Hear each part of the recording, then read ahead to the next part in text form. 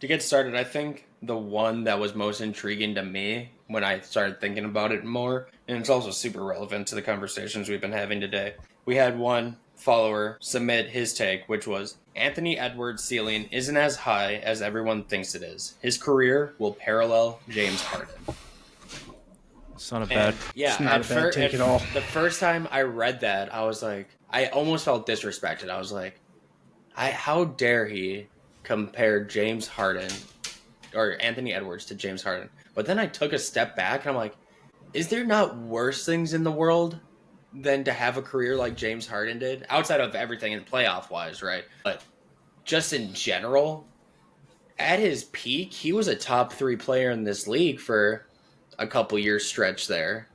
Is that the worst thing in the world? For I think me, obviously, I was going to say for me, James Harden. I think that we think of James Harden the last few years that we've seen him, and obviously, people forget the chokehold James Harden had on the NBA in the early 2010s. I think he had a nice, it might have been 10, 12 year stretch of finishing in the MVP voting. I know he won one, I think. He finished second a few times, third.